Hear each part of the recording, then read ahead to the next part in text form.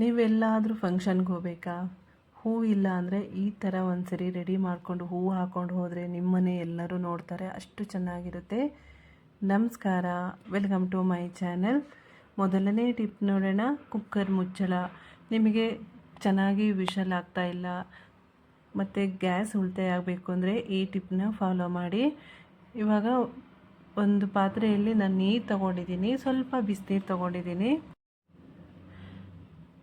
ತೊಗೊಂಡಿದ್ದೀನಿ. ಇವಾಗ ಅದನ್ನ ನಾನು ಯಾವ ಥರ ಕ್ಲೀನ್ ಮಾಡೋದು ಅಂತ ನೋಡೋಣ. ಒಂದು ಪಿನ್ ತೊಗೊಂಡಿದ್ದೀನಿ, ಸೇಫ್ಟಿ ಪಿನ್ ತೊಗೊಂಡು ಏನು ಕುಕ್ಕರ್ ಮುಚ್ಚಳನ ಸೈಡ್ ಇಲ್ಲಿ ಹೋಲ್ಸ್ ಇರುತ್ತಲ್ಲ, ಹೋಲ್ಸ್ ಎಲ್ಲ ಕ್ಲೀನ್ ಮಾಡ್ಕೊಳ್ಳಿ. ಇದನ್ನು ಏನಕ್ಕಪ್ಪ ಈ ಥರ ಕ್ಲೀನ್ ಮಾಡ್ಕೋಬೇಕು ಅಂದರೆ, ನೀವು ಅನ್ನ ಮಾಡ್ಕೊಂಡಾಗ ಮತ್ತು ಬೇಳೆ ಎಲ್ಲ ಬೇಯಿಸ್ಕೊಂಡಿರ್ತೀರ, ಅದೆಲ್ಲ ಹೋಗಿ ಸೇರಿಕೊಂಡಿರುತ್ತೆ. ನಿಮಗೆ ವಿಷಲ್ ಆಗಿಲ್ಲ ಅಂದರೆ ಬ್ಲಾಸ್ಟ್ ಆಗೋ ಚಾನ್ಸಸ್ ಇರುತ್ತೆ, ಮತ್ತು ಬೇಗ ವಿಷಲ್ ಕೂಡ ಆಗಲ್ಲ. ಸ್ಟೀಮ್ ಎಲ್ಲ ಅಲ್ಲೇ ಸ್ಟಕ್ ಆಗುತ್ತೆ, ಅಂದರೆ ಸ್ಟೀಮ್ ಎಲ್ಲ ಸೈಡ್ಗೆ ಬರೋಕ್ಕಾಗುತ್ತೆ. ಈ ಥರ ಮಾಡ್ಕೊಳ್ಳೋದ್ರಿಂದ ನಿಮಗೆ ಕುಕ್ಕರಲ್ಲಿ ಚೆನ್ನಾಗಿ ವಿಷಲ್ ಆಗುತ್ತೆ, ಒಳ್ಳೆ ಒಂದು ಬಾಳಿಕೆ ಕೂಡ ಬರುತ್ತೆ ನೋಡಿ. ಇವಾಗ ಎಲ್ಲ ಕಡೆಯೂ ಈ ಥರ ಪಿನ್ನಲ್ಲಿ ಚುಚ್ಚಿಬಿಟ್ಟು ಕ್ಲೀನ್ ಮಾಡಿಕೊಂಡ್ರೆ ನಿಮ್ಗೆ ಸಿಗಾಕೊಂಡಿರೋದೆಲ್ಲ ಬಂದುಬಿಡುತ್ತೆ. ಈ ಹೋಲ್ಸಲ್ಲಿ ಆ ಕಡೆ ಈ ಕಡೆಗೆಲ್ಲ ಹಾಕಿ ಕ್ಲೀನ್ ಮಾಡಿದ್ರೆ ತುಂಬ ನೀಟಾಗಿ ವರ್ಕ್ ಆಗುತ್ತೆ. ಕುಕ್ಕರ್ ಕೂಡ ಬೇಗ ಹಾಳಾಗಲ್ಲ. ಇವಾಗ ನೋಡಿ, ಚೆನ್ನಾಗಿ ತೊಳ್ಕೊಂಡು ಆದಮೇಲೆ ನಾನು ಸ್ವಲ್ಪ ನೀರು ಹಾಕಿಬಿಟ್ಟು ತೋರಿಸ್ತೀನಿ. ಸೈಡೆಲ್ಲ ಉಜ್ಜಿಬಿಟ್ಟು ಕ್ಲೀನಾಗಿ ತೊಳ್ಕೊಳ್ತಾ ಇದ್ದೀನಿ. ತೊಳ್ಕೊಂಡು ಆದಮೇಲೆ ಸ್ವಲ್ಪ ನೀರು ಹಾಕಿ ತೋರಿಸ್ತೀನಿ. ನೀರು ಹಾಕ್ಕೊಂಡು ನಿಮಗೆ ನೀರು ಚೆನ್ನಾಗಿ ಕೆಳಗಡೆ ಬರಬೇಕು, ಈ ಥರ ಕಾಣ್ತಾ ಇರ್ಬೋದು. ಈ ಥರ ಬಂದರೆ ನಿಮಗೆ ಕುಕ್ಕರು ಒಳ್ಳೆ ಒಂದು ಬಾಳಿಕೆ ಬರುತ್ತೆ. ಬೇಕಾದ್ರೆ ಈ ಟಿಪ್ಸನ್ನ ಫಾಲೋ ಮಾಡಿ ನೋಡಿ. ಎರಡನೇ ಟಿಪ್ಸ್ ನೋಡೋಣ. ನಾವು ಹಳೇದಾಗಿರುವ ಟ್ಯಾಬ್ಲೆಟ್ನೆಲ್ಲ ಬಿಸಾಕೋಕ್ಕಿಂತ ಮೊದಲು ಈ ಟಿಪ್ಸನ್ನು ಫಾಲೋ ಮಾಡಿ. ಇವಾಗ ಇಲಿಗಳು ನಿಮಗೆ ಏನೇ ಮಾಡಿದ್ರೂ ಇಲಿ ಹೋಗಲ್ಲ ಅಂದರೆ ಈ ಥರ ಒಂದ್ಸರಿ ಟ್ರೈ ಮಾಡಿ ನೋಡಿ. ನಾನು ಒಂದು ಡೋಲೋ ಟ್ಯಾಬ್ಲೆಟ್ ತೊಗೊಂಡಿದ್ದೀನಿ. ಅದನ್ನು ಚೆನ್ನಾಗಿ ಪುಡಿ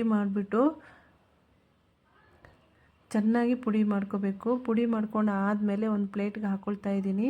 ಈ ಥರ ಮಾಡಿಕೊಂಡ್ರೆ ನಿಮಗೆ ಇಲಿ ಕೂಡ ಎಲ್ಲಿ ಕೂಡ ಇರಲ್ಲ, ಅದರ ಸ್ಮೆಲ್ಗೆ ಓಡೋಗುತ್ತೆ, ಮತ್ತು ಅದು ತಿಂದ ಮೇಲೆ ಉಳಿಯೋದೇ ಇಲ್ಲ. ಇವಾಗ ಪ್ಲೇಟ್ಗೆ ಹಾಕ್ಕೊಂಡು ಆದಮೇಲೆ ಒಂದು ಸ್ವಲ್ಪ ಅನ್ನ ಹಾಕ್ಕೊಳ್ತಾ ಇದ್ದೀನಿ. ಅನ್ನ ಹಾಕ್ಕೊಂಡು ಆದಮೇಲೆ ಸ್ವಲ್ಪ ಕರೆದಿರುವ ಎಣ್ಣೆ ಇರುತ್ತಲ್ಲ, ಎಣ್ಣೆನ ಆ್ಯಡ್ ಮಾಡಿಕೊಂಡು ಚೆನ್ನಾಗಿ ಮಿಕ್ಸ್ ಮಾಡ್ಕೊಳ್ತಾ ಇದ್ದೀನಿ. ಅನ್ನ ಎಲ್ಲ ಚೆನ್ನಾಗಿ ಮಿಕ್ಸ್ ಆಗಬೇಕು. ಇದನ್ನು ತಿಂದ ಮೇಲೆ ನಿಮ್ಮ ಮನೆ ಸುತ್ತಮುತ್ತ ಎಲ್ಲಿ ಕೂಡ ಇಲಿಗಳೇ ಕಾಣಿಸ್ಕೊಳ್ಳಲ್ಲ. ಇವಾಗ ನಿಮ್ಮ ಮನೆ ಯಾವ ಕಡೆ ಇಲಿ ಬರುತ್ತೋ ಆ ಕಡೆ ಸ್ವಲ್ಪ ಉಂಡೆ ಮಾಡಿ ಹಾಗೆ ಇಟ್ಬಿಡಿ. ಈ ಥರ ಮಾಡಿ ಇಡೋದ್ರಿಂದ ನಿಮ್ಮ ಸುತ್ತಮುತ್ತ ಎಲ್ಲಿ ಕೂಡ ಇಲಿಗಳು ಕಾಣಿಸ್ಕೊಳ್ಳಲ್ಲ. ಈ ಟಿಪ್ಸು ತುಂಬ ಯೂಸ್ ಆಗುತ್ತೆ, ಬೇಕಾದ್ರೆ ಯೂಸ್ ಮಾಡಿ ನೋಡಿ. ಇಲ್ಲ ಅಂದರೆ ನೀವು ಟ್ಯಾಬ್ಲೆಟನ್ನು ಪುಡಿ ಮಾಡಿಬಿಟ್ಟು ಅಕ್ಕಿ ಹಿಟ್ಟು ಜೊತೆ ಸೇರಿಸಿ ಎಲ್ಲಿ ಇಲಿಗಳು ಬರುತ್ತೋ ಅಲ್ಲಿ ಲೈನ್ ಹಾಕಿದ್ರೂ ಕೂಡ ನಿಮಗೆ ಇಲಿಗಳು ಬರಲ್ಲ. ಈ ಥರ ಮಾಡಿ ಇಟ್ಟರೂ ಕೂಡ ನಿಮಗೆ ಇಲಿಗಳು ಬರಲ್ಲ. ಯಾವ್ಯಾವ ಕಡೆ ಬರುತ್ತೋ ಎಲ್ಲ ಅಲ್ಲೆಲ್ಲೇ ಒಂದು ಉಂಡೆನ ಇಟ್ಬಿಡಿ. ಮತ್ತೊಂದು ಟಿಪ್ಸ್ ನೋಡೋಣ. ನಾವೆಲ್ಲರೂ ಫಂಕ್ಷನ್ಗೆ ಹೋಗಬೇಕು, ಮನೇಲಿ ಹೂವೇ ಇಲ್ಲ, ರೋಸ್ ಇರುತ್ತೆ, ಯಾವ ಥರ ನಾವು ಅದನ್ನು ರೆಡಿ ಮಾಡ್ಕೊಳ್ಳೋದು ಅಂತ ನೋಡೋಣ.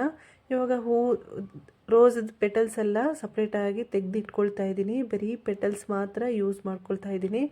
ನಿಮಗೆ ವೈಟ್ ರೋಸ್ ಆದರೂ ಆಗ್ಬೋದು, ರೆಡ್ ರೋಸ್ ಆದಾಗ್ಬೋದು, ಯಾವ ಕಲರ್ ಇರುತ್ತೋ ಆ ಕಲರಲ್ಲಿ ರೆಡಿ ಮಾಡ್ಕೋಬೋದು.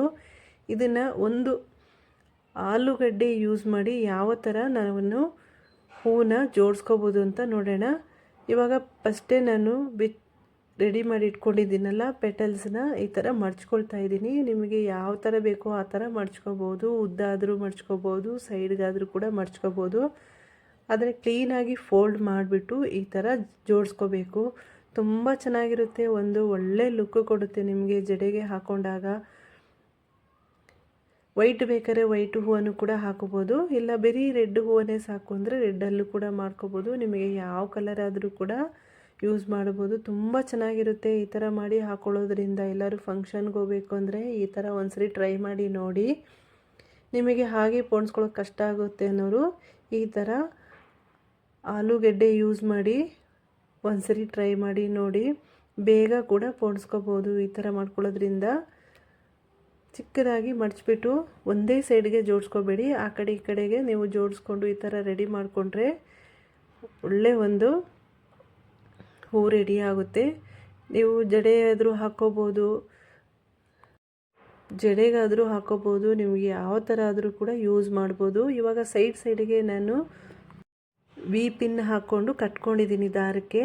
ಈ ಥರ ಹಾಕಿ ನಾನು ನನ್ನ ಜಡೆ ಕೂಡ ಹಾಕ್ಬಿಟ್ಟು ತೋರಿಸ್ತಾ ಇದ್ದೀನಿ. ಈ ಥರ ಸಿಗಿಸ್ಕೊಂಡ್ರೆ ಆಯಿತು, ತುಂಬ ಚೆನ್ನಾಗಿರುತ್ತೆ.